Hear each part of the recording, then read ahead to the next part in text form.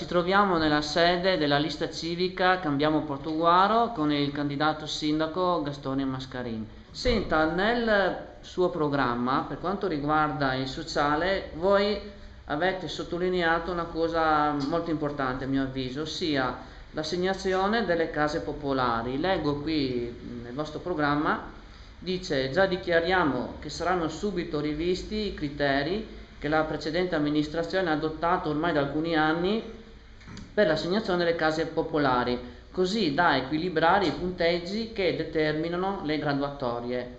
In che maniera volete agire, quindi, rivedere questo regolamento? Ecco, infatti noi abbiamo, visto che lei anche in Consiglio Comunale segue spesso, abbiamo per anni chiesto che i criteri, la delibera viene e si basa su dei presupposti numerici, su dei criteri che vengono assegnati dai servizi sociali e dagli uffici del comune, che sono proprio criteri che si possono modificare.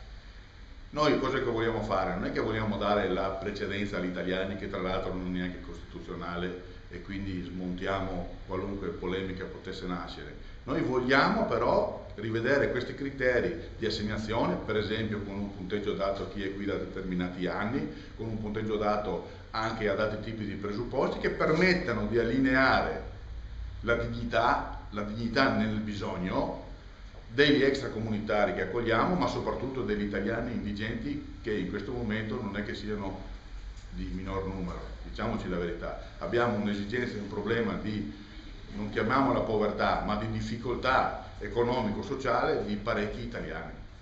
E per quanto riguarda anche, come dire, capire a chi sono assegnate oggi le case popolari, anche lì avete intenzione di fare qualcosa? Immediatamente, l'ho già dichiarato, un altro aspetto che noi faremo è di dire a tutti quanti i portoghesi quante case popolari ci sono nel territorio di Portogruaro, a chi sono assegnate, con quale meccanismo, trasparenti fino al midollo, se mi permettete di dire. Grazie. Ok, penso che tu sarai d'accordo con me sul fatto che, essendoci in questa tornata elettorale 10 candidati sindaci, probabilmente ci sarà la fumata nera per dire il 31 maggio, cioè non avremo subito il sindaco.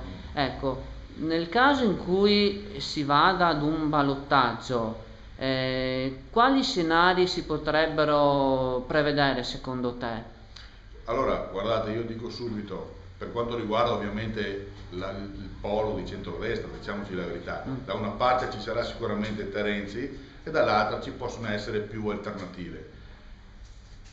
L'unica alternativa che io mi sento di dire che potrebbe essere deleteria è la candidatura di Barro. Questo perché? Perché mi risulta che già parecchi componenti di centrodestra abbiano già dichiarato che l'apparentamento con Barro, che alla sua presentazione ha dichiarato che in un eventuale ballottaggio i voti suoi, diciamo, cosiddetti provenienti dal centro-sinistra sono liberi di andare e di votare come vogliono, credo sia già la pietra tombale di qualunque tipo di accordo. E quindi secondo me al ballottaggio, che sia Mascarin, per fare un ipotetico esempio, che sia Scarpa, che sia la Senatore o qualunque altro, ha modo di aggregare il cosiddetto, diciamo, centrodestra, elettorato di centrodestra.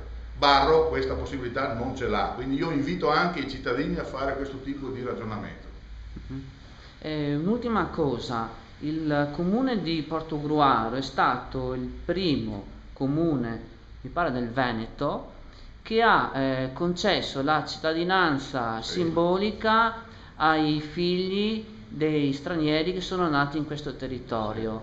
Ora io volevo chiederti, visto che tu apertamente appartieni allo schieramento di destra, secondo te questa iniziativa, nel caso in cui dovesse vincere il centro-destra alle amministrative di Portogruaro, è giusto che venga proseguita oppure bisognerebbe attendere che sia lo Stato italiano, una legge a livello nazionale, a dire che anche ai figli dei cittadini stranieri nati in Italia venga data la cittadinanza e non quella onoraria, diciamo? Allora, premetto subito che è il caso di sfatare certi presupposti, certi principi che mi danno un fastidio mortale, e cioè che la destra sia razzista e che la sinistra sia iperaccogliente. Noi, per chi è qua e viene e rispetta le regole, non abbiamo nessun problema, neanche eventualmente a dare l'eventuale cittadinanza ai nati qua da noi, ma il problema è un altro, che diremo immediatamente agli extracomunitari che questa, come posso dire, questa identità che diamo non gli porta a nulla. Non è che gli gratifica o gli dice che a livello italiano loro sono civili, bisogna essere onesti.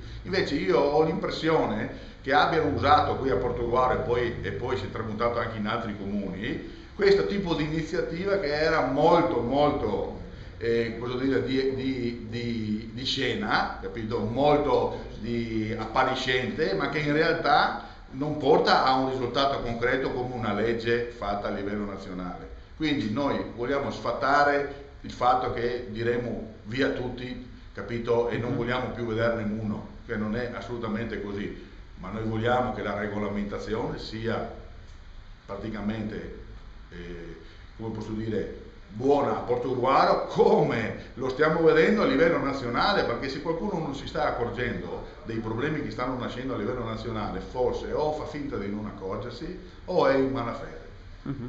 Quindi diciamo che l'iniziativa, quella di concedere la cittadinanza onoraria, è quasi quasi un'iniziativa volta a raccogliere consensi. Ma non quasi quasi. Io mi permetto di dichiarare che è sicuramente così e non è neanche la prima fatta da Bertoncello e compagni. Però non si rischia di illudere la gente in questo modo. Ah, certo, per questo io gli ho appena detto che noi invece gli diamo la cittadinanza, no? Ma però spieghiamo immediatamente che questa cittadinanza non porta il valore che loro pensano di ottenere. Onestamente, se è un gesto comunque di avvicinamento verso chi è nato qua, ma perché no? Ma però bisogna decretarne anche i limiti. E questa è l'onestà intellettuale, il dire a loro che limiti ha questa iniziativa, cosa che secondo me dall'altra parte non hanno fatto. Okay.